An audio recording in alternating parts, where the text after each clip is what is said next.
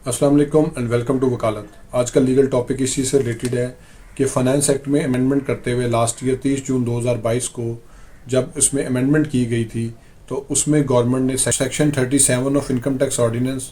के अंदर sub section 4A को जो है वो ओमिट कर दिया है, ख़त्म कर दिया है, जो कि इस चीज़ से रिलेटेड था कि जो वरासती प्रॉपर्टी होती है उसके ऊपर जो है वो कैपिटल गेन जो है वो लगता है कि नहीं लगता। आज से पहले तक अगर हम देखें तो जो वरासती प्रॉपर्टी होती थी उसके ऊपर जो है वो किसी किस्म का कोई टैक्स नहीं लगता था, और उसके ऊपर जब वो वारसान में डिवाइड हो जाती थी, वारसान अपना अपना हिस्सा जो है वो उसको सेल आउट कर देते थे, तो उन पे कैपिटल गेन जो है वो अप्लाई नहीं करता था। लेकिन चूंकि अब ये अमेंडमेंट आ चुकी हुई है, इस पे जो है वो इनकम टैक्स किस तरीके से लगेगा वो मैं आज आपको अपनी वीडियो में बताऊंगा। अपनी वीडियो शुरू करने से पहले मैं आपसे रिक्वेस्ट करूंगा मेरे फेसबुक पेज को लाइक करें, यूट्यूब चैनल को सब्सक्राइब करें, ताकि लीगल एडवाइस जो है वो अपडेटेड नॉलेज के साथ मैं आपके साथ शेयर करता रहूँ। अब आ जाते हैं अपने असल टॉपिक की तरफ कि सेक्शन 37(4)A क्या था। सेक्शन 37 सब सेक्शन 4A ये था कि अगर कोई कैपिटल गेन ड्यू टू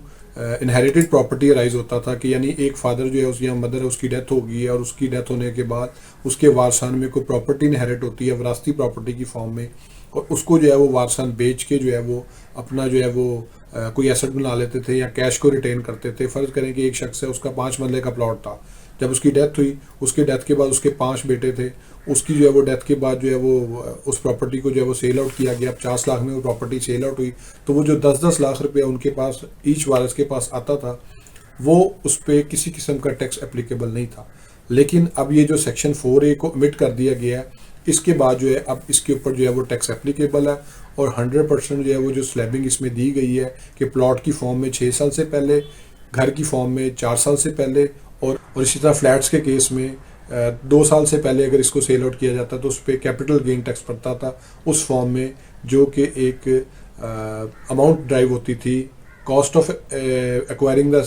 जो है वो एसेट उसमें, और at the time of selling जो डिफरेंस होता था वो कैपिटल गेन कंसीडर होता था, और उसी को जो है वो टैक्स एप्लीकेबल किया जाता था। लेकिन अब इसमें सिचुएशन ये है कि चूंकि वरासती मामला ही सही, क्योंकि वारस जो है वो उस प्रॉपर्टी को इनहेरिट करने में किसी किस्म की कंसिडरेशन या अमाउंट पे नहीं कर रहे होते, तो उस वजह से जो है उस अमाउंट को जो है वो पे ना करने की सूरत में जो उनका गेन है वो 100% कंसीडर होगा। और अगर वो उस प्रॉपर्टी को बेचते हैं मार्केट वैल्यू पे, तो जितना भी वो 10-10 लाख ईच भी अगर आता है तो 10-10 लाख रुपया जो है वो टैक्सेबल होगा उस सूरत में कि अगर वो उसको 6 साल से पहले प्लॉट की फॉर्म में, 4 साल से पहले घर की फॉर्म में, और 2 साल से पहले अगर वो जो है ये इसको फ्लैट या अपार्टमेंट की फॉर्म में अगर उसको सेल आउट करते हैं एक्वायर करने के बाद, वरासती तौर पे खुद मालिक बनने के बाद, तो उनको जो है वो टैक्स पे करना पड़ेगा। और अब इसमें ये है कि इसका जो वेल स्टेटमेंट पे ट्रीटमेंट है वो मैं आपको अपडेट कर देता हूँ कि वेल स्टेटमेंट में अब इसको इस तरीके से ट्रीट किया जाएगा कि आज से पहले तक हम जब किसको करते थे तो हम कोई भी वरासती प्रॉपर्टी जब इनहेरिट होती थी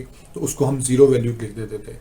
लेकिन उसमें यह है कि चूंकि अब इसमें टैक्स लग गया, अब उसको ज़ीरो नहीं लिखा जाएगा, क्योंकि ज़ीरो जब लिख देते हैं, जब वो अगले साल सेल होती है, पार्टीशन होती है, सबका हिस्सा जो है वो शेयर तकसीम किया जाता है, वो 10 लाख की एक बंदे का शेयर आता है, 20 लाख आता है, उस हिसाब से वो टोटल जो है वो उसका कैपिटल गेन बन जाएगा। लेकिन अब इसमें एक सेक्शन है, सेक्शन 75 और section 76 sub clause 2 of income tax ordinance, जिसके अंदर जो है वो फेयर मार्केट वैल्यू का जो है वो कंसेप्ट दिया गया था कि अगर आप प्रॉपर्टी आपके नाम पे जब जो है वो एक्वायर हो रही है वो थ्रू एनी मीन है, तो आप उसकी फेयर मार्केट वैल्यू जो है वो डिक्लेयर करें। अब फेयर मार्केट वैल्यू जो है वो इस तरीके से डिक्लेयर की जाती है कि FBR में एक जो है वो रेट्स दिए गए हैं जो कि उनकी वेबसाइट पे भी अवेलेबल है, आप उस पर डिक्लेयर कर सकते हैं, या एक जो रीज़नेबल प्रैक्टिस है मार्केट की कि उसमें एक जो है वो एक नॉर्मल वेज में जो है जो उसकी वैल्यू बनती है प्रॉपर्टी की वो डिक्लेयर किया जाता है। अब इसमें यह है कि जितनी भी वेल स्टेटमेंट है उसमें जो इनहेरिटेड प्रॉपर्टी होगी उसको जो है वो फेयर मार्केट वैल्यू पे डिक्लेयर कर देना चाहिए, क्योंकि इससे फिर जब कल को वो सेल आउट होगी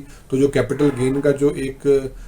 डिस्टेंस है बीच में, तो वो जो है कम होगा, उसमें जो है वो टैक्स कम किया जाएगा और उसमें जो है वो टैक्स कम देना पड़ेगा। लेकिन अगर उसमें जो है वो मार्केट वैल्यू के हिसाब से या फेयर मार्केट वैल्यू के हिसाब से हम उसको नहीं डिक्लेयर करते हैं तो जो गेन होगा वो 100% होगा, क्योंकि अक्सर टैक्स कंसल्टेंट अब ये गलती करेंगे, क्योंकि अगर इसमें अमेंडमेंट जो है वो फॉलो नहीं करते हैं तो गेन जो है वो बहुत ज़्यादा जो है वो ड्राइव किया जाएगा, क्योंकि वो अमेंडमेंट जो है जिसके तहत